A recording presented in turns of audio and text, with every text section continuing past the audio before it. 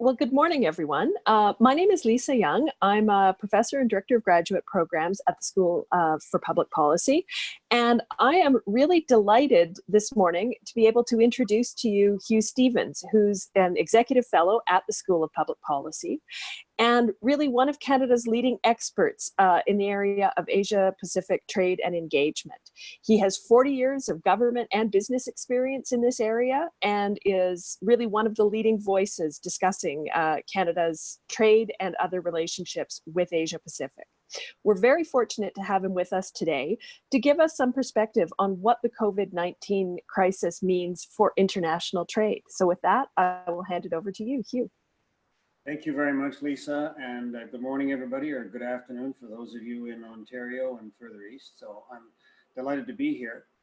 As we know, every day we hear the drumbeat of news on COVID, the economic disruption, unemployment figures, impact on the stock market, and so on. So what I'd like to focus a little bit on for a few minutes and then open it up to questions is the impact on international trade, the short-term impact, and what is likely to be the long-term impact.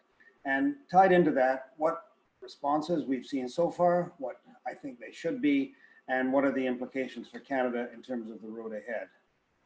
So before looking at the immediate impact, let's have a very quick look at what the situation was before the COVID crisis hit in January and February.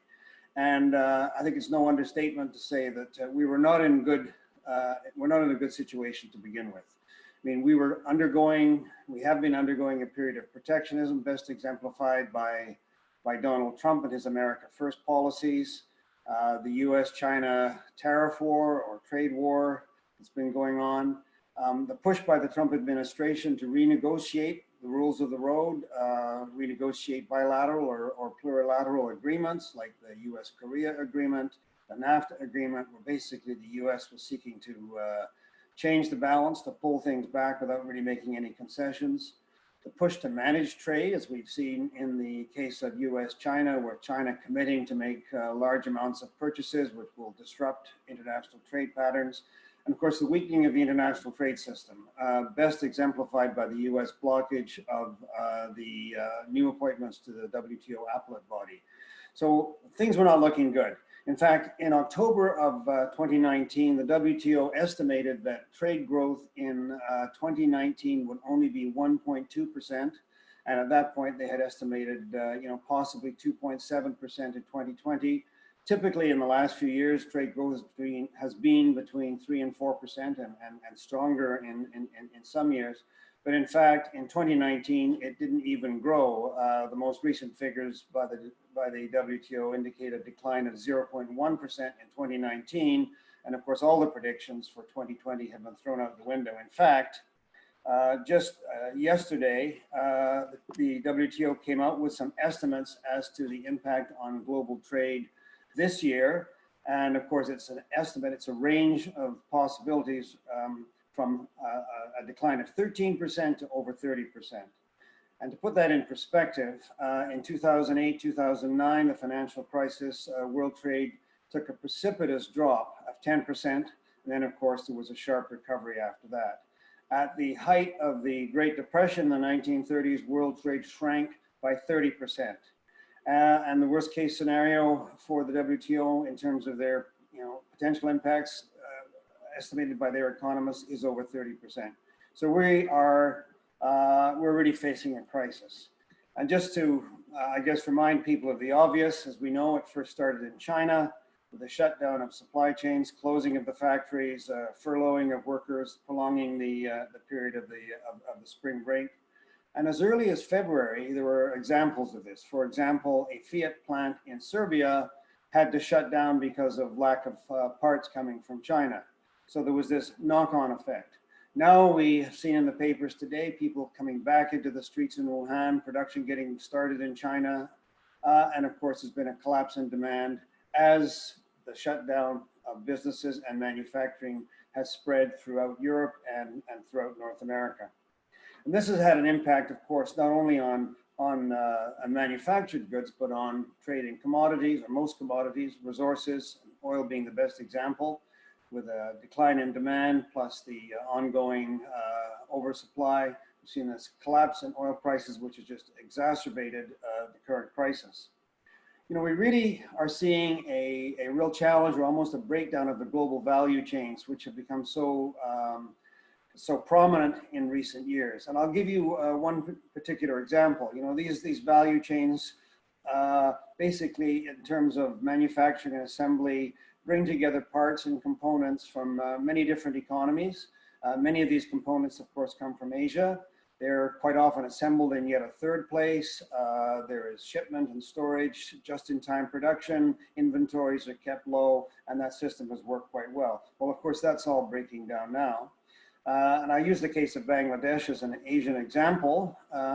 Canadians are quite used to consuming products produced in Bangladesh. 80% of their exports are textiles. You can buy them in a lot of places in Canada, H&M, Joe Fresh, and so forth. And of course, you're aware of the stories of some of the problems with the, the facilities in Bangladesh in the past. But what's happened now, the factories have closed, workers have been sent home for two reasons. First of all, the purchasers have just canceled all their orders. So that's dried up. But at the same time, the supply of key commodities has also dried up. So in the case of textiles, fabrics, some 70% of the fabrics used, the textiles used in the clothing and the garment industry come from China, zippers, buttons, and so forth. So these people are sent home, and it's no sort of work at home and work on the internet. I mean, you know, it's a real crisis. It's not going to be easy to separate. And so this is just an example of the hit on global value chains. The other impact, of course, is the atrophy of our transportation infrastructure. In Canada, we've seen Air Canada drop by about 90%. I think it's only got 5 international routes flying, and a lot of cargo is moved by planes. It's had an impact on shipping and so forth. So with the exception of essential goods, there's been a huge immediate impact. The IMF estimated some $50 billion in reduction in global manufacturing exports just in the month of February. So it's bad, and we know it's bad. So what's the reaction been? And frankly, I think the mildest term I could use is disappointing, perhaps not expected, but disappointing. We've seen governments act in an uncoordinated way, lack of consultation, closing of borders to people, but also to goods. And so we've seen in Europe, goods lined up at the Polish border. We've worked hard in Canada to ensure that essential goods can continue to cross the US-Canada border, but that border risks becoming harder. But it's worse than that. Fighting for supplies, some have said hijacking supplies, putting on export controls for a variety of goods. Some 60 countries, I read, have put on export controls. And these are allowed, of course, under the WTO for essential foodstuffs and supplies in a way that minimizes trade disruption. But I mean, they've been basically applied willy-nilly. And we've all seen the controversy in recent days over the production of masks in the 3M plant in Minnesota, and whether they would be held in the US or whether they would be exported to Canada. I'm glad to see that's been resolved. And interestingly enough, part of that equation is that 3M has guaranteed certain supply to the US market. Where are those products coming from? The 3M plant in China. So there's been a lot of talk about substandard Chinese products. At the same time, the fact that China is preparing to continue to keep its supply chains open, I think, is a very important factor.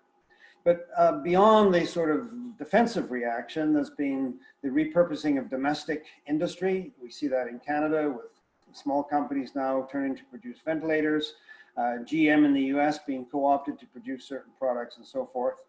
And combined with that, what I would call a weak international response. There was a G20 leaders meeting, a virtual meeting, which issued some anodyne statements, but frankly, no concerted action. The UN seems to be missing in action, with the exception of the WHO, and even the WHO's actions are not beyond some question. I think the one organization that has taken some concrete action is the IMF in terms of releasing credits to developing countries. But at the end of the day, the response has been underwhelming, and frankly, we need to pick up our game on that. And the final, I guess I would mention, of course, is the invocation of force majeure clauses by companies and even governments to sort of break the existing rules.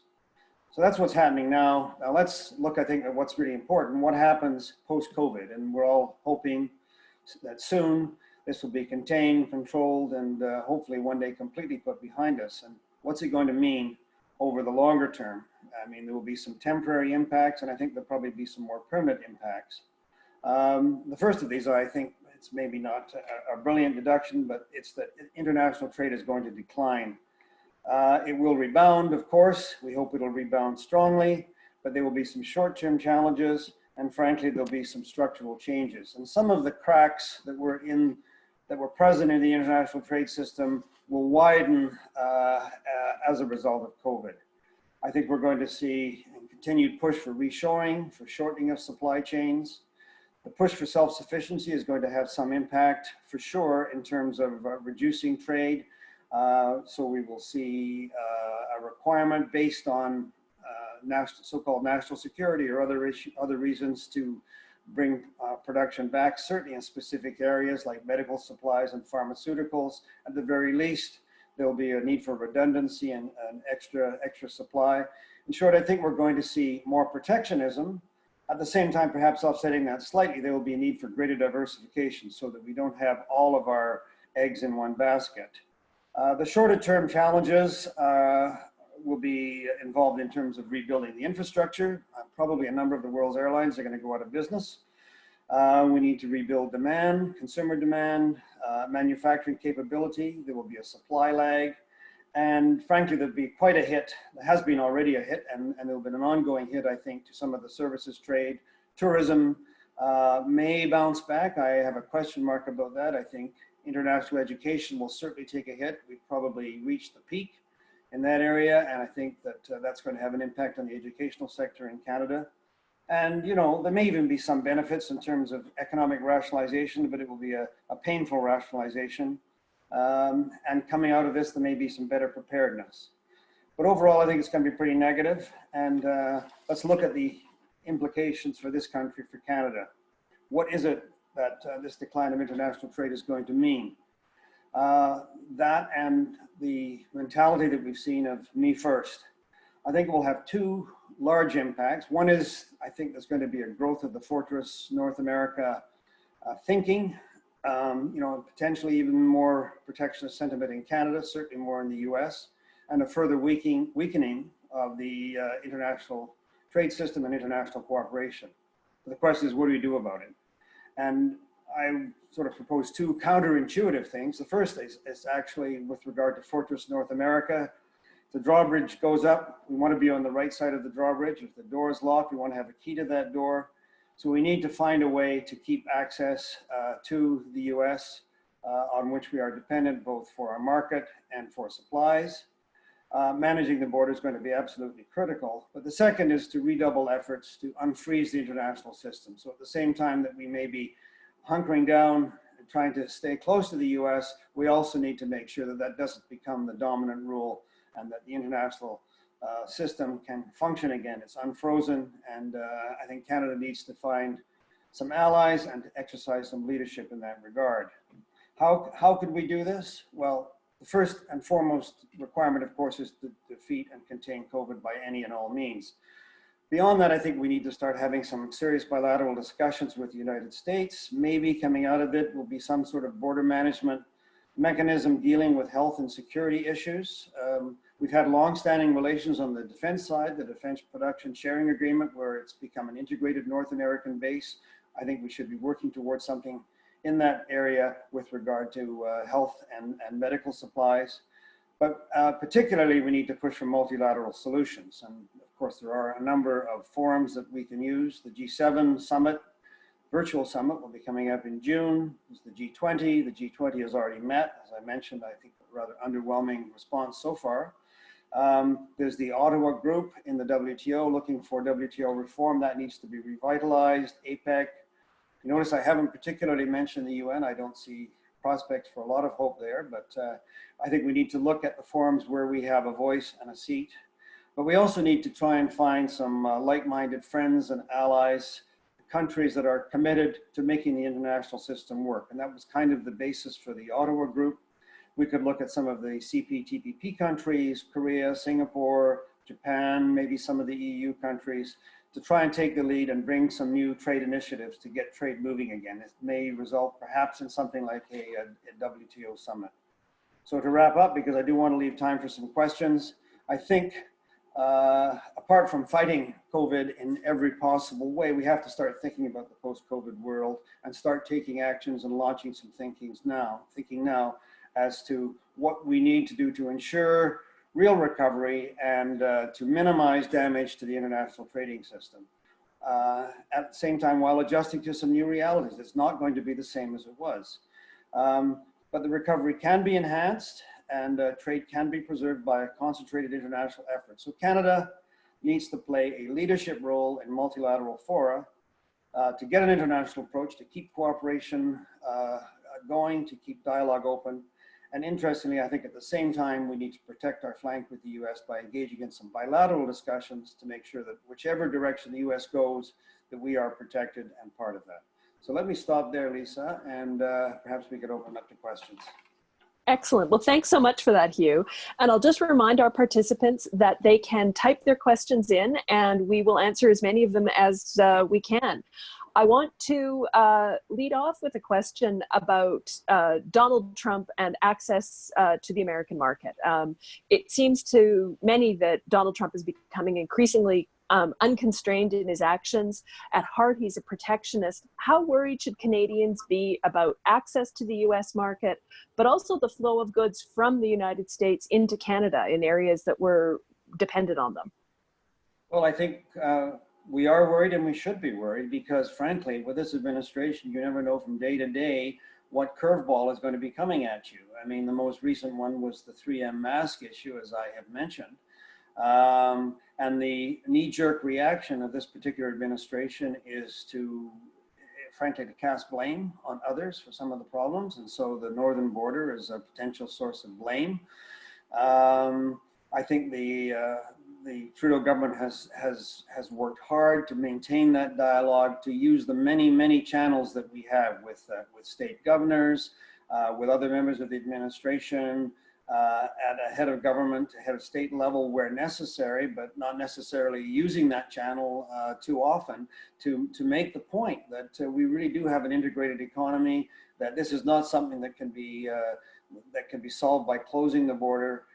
Clearly the border is more important to Canada, an open border is more important to Canada than to the US, but it's not unimportant to the US, and we need to continue to make that message. So I do think we have real reasons to be concerned. For the moment, things seem to be working quite well. At least things are back on track, but you know, one never knows what will happen tomorrow. I mean, I think one of the next things that will happen, depending on how long this goes up, is restriction on, well, already we have a restriction on non-essential travel. What happens when the snowbirds want to return to Florida or to Arizona, for example? It's, you know, this in the fall, will that be allowed? How long will this go on? So there's an impact on all of us. And the obvious point, of course, is that many of our foodstuffs either come from Mexico through the US or from the US. Those are essential requirements. I'm very happy to see that we've been able to work to keep that moving. And the US needs to understand that Canada is a key supplier.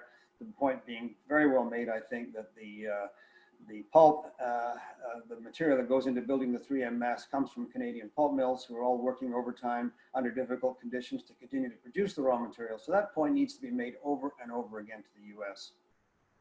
Well, Hugh, we have a related question here, and it's asking you to speak specifically to the food supply chain and how that's been affected and what that might look like post-COVID, especially in the Alberta context.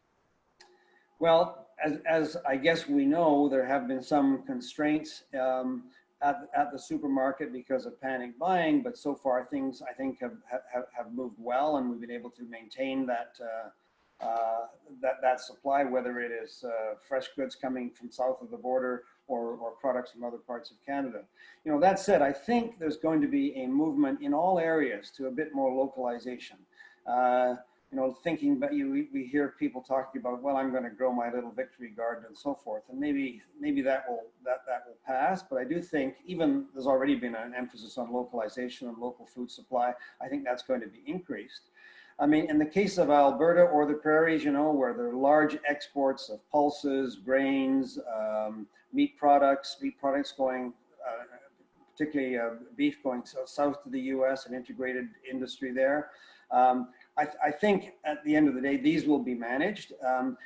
International trade, while there will be some reshoring, I think in terms of commodities and grains and so forth, there's going to continue to be a need. We will continue to need markets in India and China for our agricultural goods. They will continue to need our products. I think those commodities will resume much faster than products that require assembly and manufacturing. So I think that, I mean, there will be some impact. I suspect that it will be less in the agricultural area than potentially in other areas. Well, for those of us who've tried to grow food in Alberta, that's a reassuring answer. We have another question here about the rebound of travel and tourism. We've got a participant who wants you to expand a little bit on what might constrain that or help that happen. Yeah, and I mean, domestic tourism is important. I live on the West Coast. I live on Vancouver Island, where tourism is a very important industry. Americans, Canadians, and of course, people coming from around the world, even cruise ships. And of course, that's all shut down. So the local economy clearly is taking a big hit, but it has a global impact. Of course, we know many countries in the world are highly dependent upon tourism revenues. And I think the question is going to be, how much appetite will there be for tourism given what's happened? Of course, if COVID is quote unquote cured, if we get a vaccine, that particular challenge will be removed, and maybe there will be a big rebound in international travel, and people will be scrambling over themselves to go on that cruise that they wanted to take but couldn't take. But this is very anecdotal, but just talking to some people around me, I'm detecting sort of a sense that, well, maybe all that international travel wasn't quite so important after all. I kind of realized that, you know, there's the carbon footprint, there's all these sorts of elements, and I'm not going to be rushing to sign up on a cruise anytime soon. Now that may pass. I think there's definitely going to be a lag. Tourism will come back, there's no question. I mean, once things come back to normal, I think we'll all breathe a huge sigh of relief. And while it's not tourism, we'll all want to go and have coffee with our neighbors, our friends. We want to go to a restaurant, we'll want to go to a movie, we'll want to do all those things that we're denied. But I mean, the big question is, will it change long-term patterns? I think there's definitely going to be a chilling impact on tourism.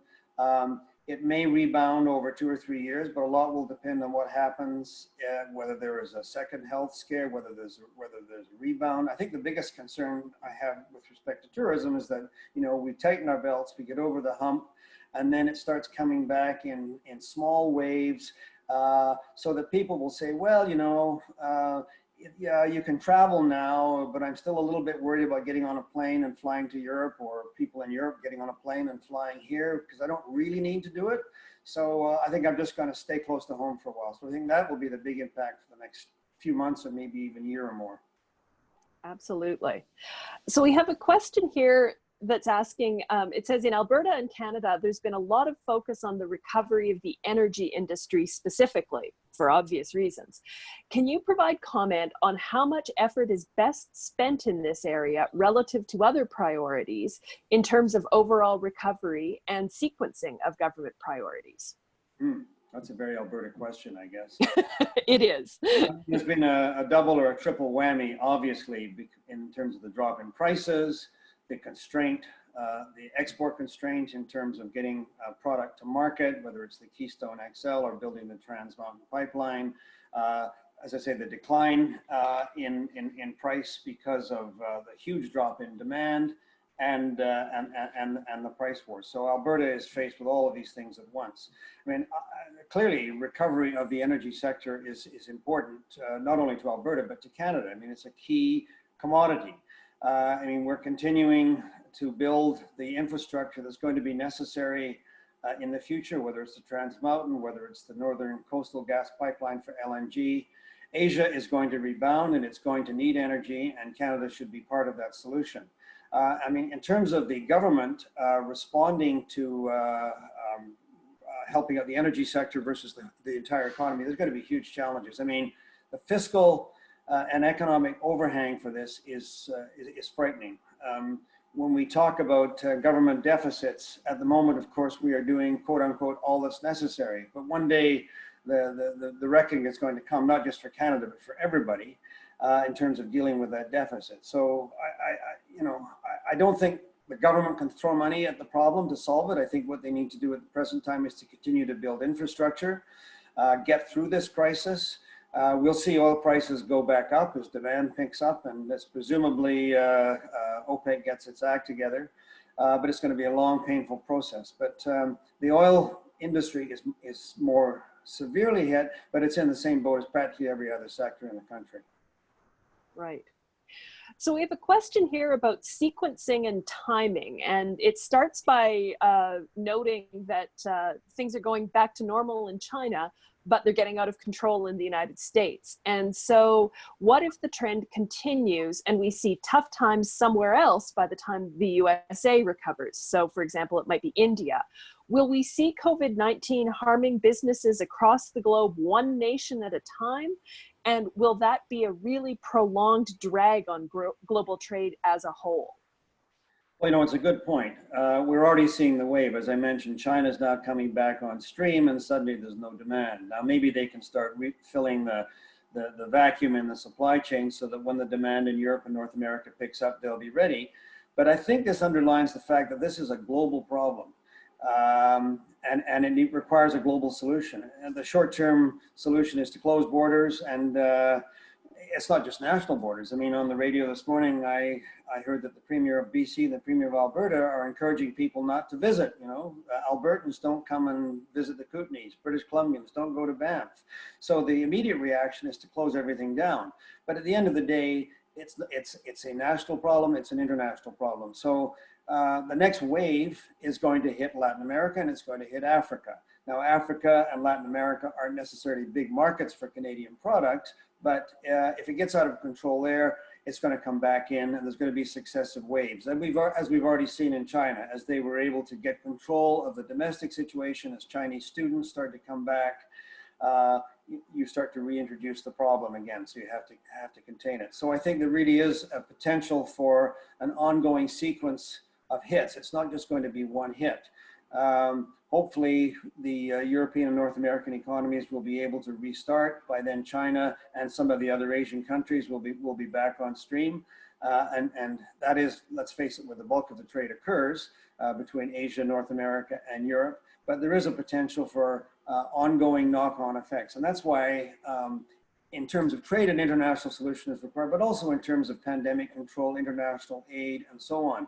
All this talk about, well, why did Canada ship masks to China back in February? Because that's where the problem was, and it had to be dealt with. And if it wasn't dealt with, it would affect us here, as we've seen. And as we've seen now, some of that product is flowing back through various means. And so this is something where no nation is an island, and no economy is an island, and we're going to have to work together. Great. We've got a question here, another Alberta question. The government of Alberta's Blueprint for Jobs strategy identifies aviation and aerospace as one of the diversification sectors for the economic plan. Do you think that aviation and aerospace has growth potential in Alberta? Well, I would say that was clearly written before the crisis. Certainly there, I'm based in Victoria, where Viking Air is located, and there are other big facilities in Calgary. So there's a quite an important market niche in terms of small airplanes, where both British Columbia and Alberta are doing quite well. But there's no question there's been a huge impact, and there will be a huge impact on aviation. I read just yesterday that Lufthansa is taking all of its large wide-body planes out of service permanently. I mean, those are some old 747s, but some 380s and some large A340s. It's going to be a long time before air demand returns to normal. It will pick up, of course, but all the new routes that are being planned, and all the travel and the expansion of routes to China. I think coming into YVR, there were dozens of flights a week from China, 6 or 7 airlines flying. That's not going to bounce back. So it's not, I think, a question necessarily of aviation and and aeronautics for Alberta. It's a question of how important is that sector going to be for Canada and globally. And of course, Quebec has a strong interest in the aviation industry as well. You know, Bombardier has sold off various parts of it. All it's got is business jets left. Well, the first thing that goes are the luxuries of business jets. So I think aviation and aeronautics are going to be very hard hit in the coming, I don't know, 5-year time horizon. Great. Well, thank you for that. So we've come to the end of the time that we have scheduled, but I know that you've said that you're willing to stick around for another 10 minutes or so. So I think some people might start signing off if they've got other commitments. But if you're willing to answer a few more questions, we've got a lot here in the queue. I'm happy to stay. Thanks very much for that. One that I think gets at some of the big picture question. It's asking, well, I understand the need to protect our trading relationship with the United States.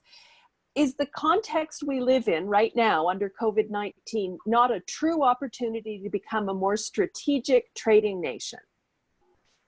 The short answer to that is absolutely yes.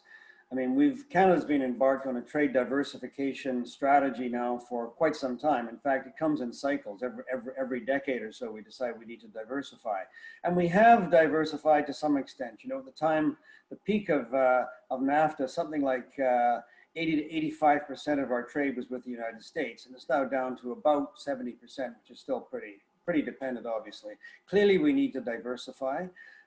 And interestingly enough, China was kind of the preferred candidate for diversification, and we've seen what's happened there, both in terms of COVID, of course, but in terms of China weaponizing trade and blocking exports of canola and beef and so forth. So that shows the risk. There's a risk of being dependent on a market where political maneuvering can take place, and in fact, political maneuvering can take place in the US with its America First policies as well. So we need to continue to diversify.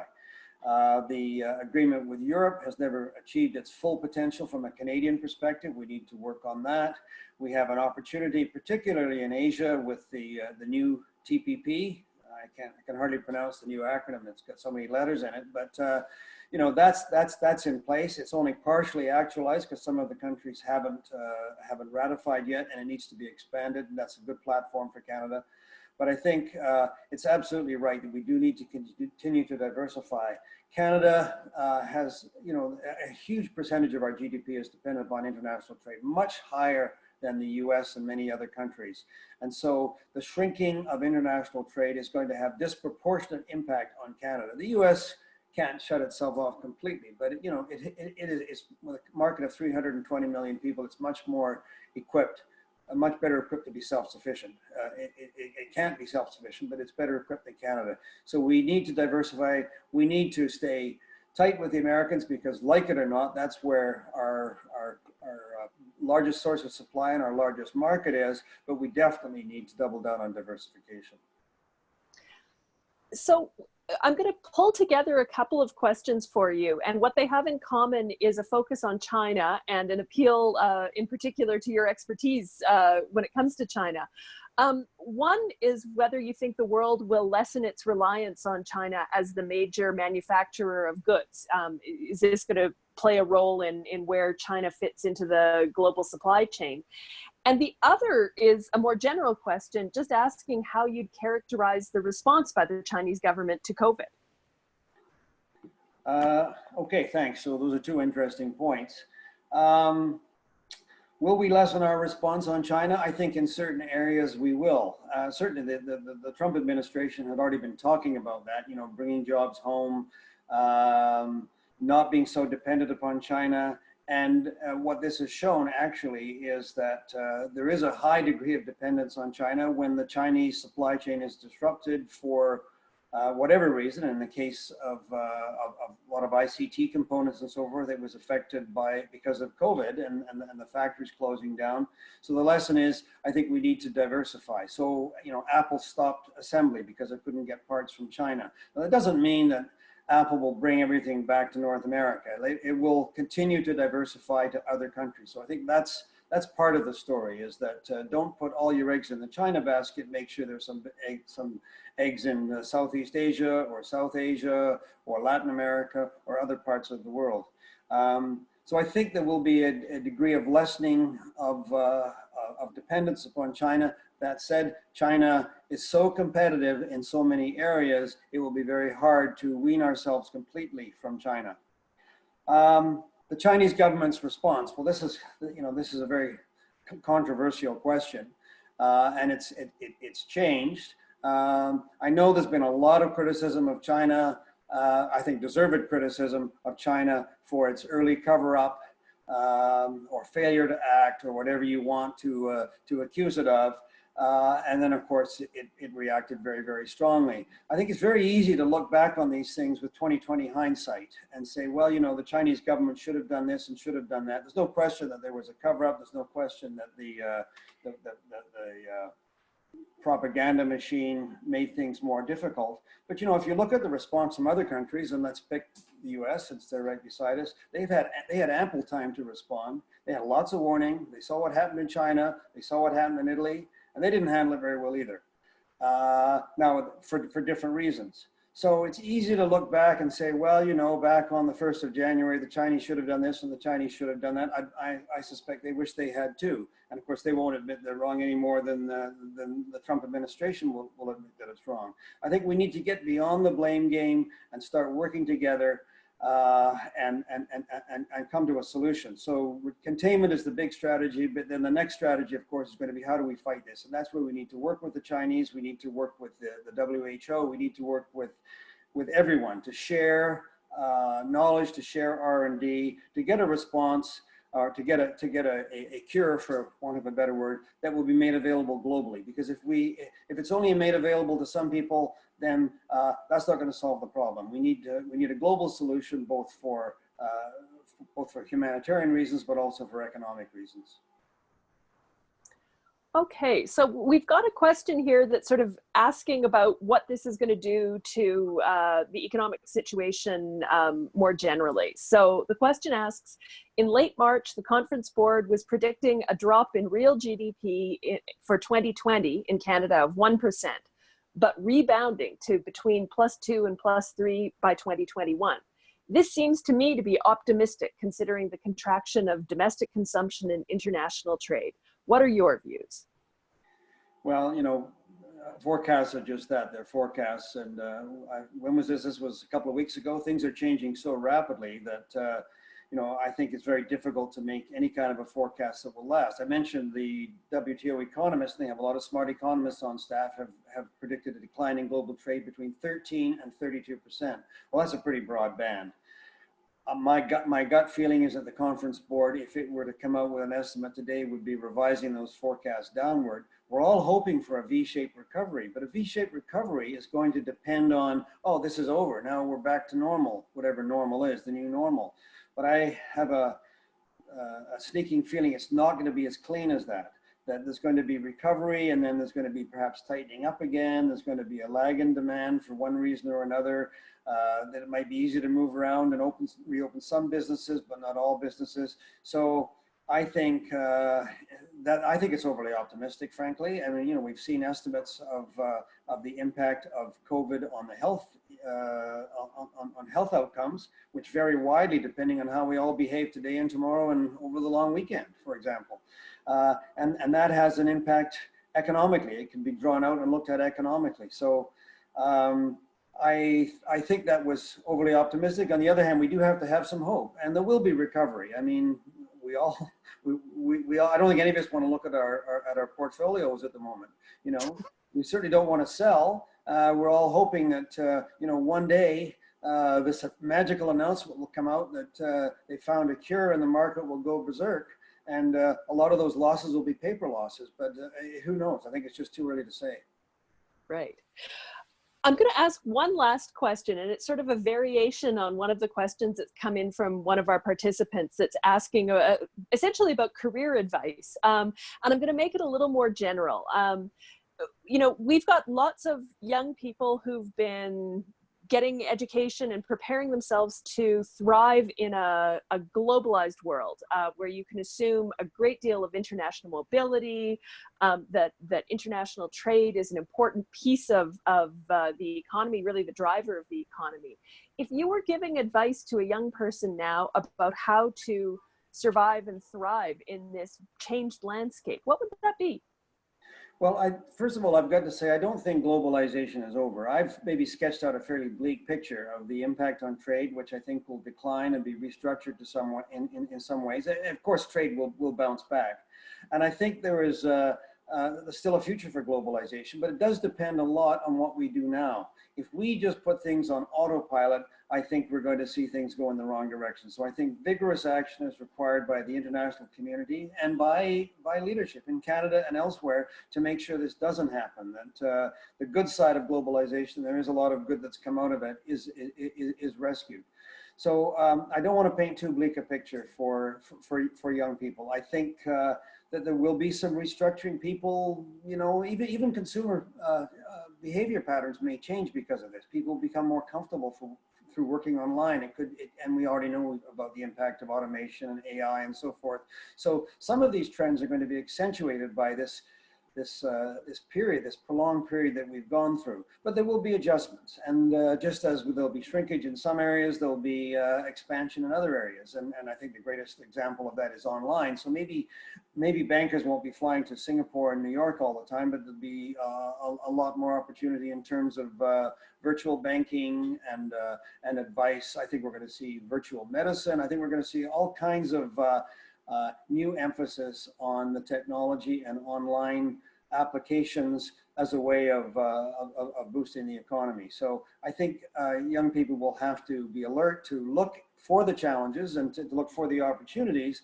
But you know, they always say that every crisis comes an opportunity. So I think we need to be nimble and adapt, and don't just assume everything's going to be the same, but don't assume that you know, we're heading into the Great Depression. We will be in a very difficult period for the next few months, but I think the globe is resilient, and with good, strong leadership and international cooperation, we can come out of this in a positive way. Well, I cannot think of a better note to end this webinar on. A little bit of hope in amongst all of the real challenges that we're facing. On behalf of the school and all of the participants, I really want to thank you, Hugh. This has been a fascinating conversation. It's helped us understand the challenges. It's helped us understand the global picture, but also some of our local picture, you know, concerns about things like what will be on the grocery shelves in a few weeks. So thank you so much for this. We really appreciate the time and the wisdom that you've been able to share with us today. That will wrap us up for today's webinar, and we will have a series of webinars. We will be posting information here shortly about the next one coming up. Thanks so much, everyone, and thank you, Lisa. Thank you, everyone, for listening.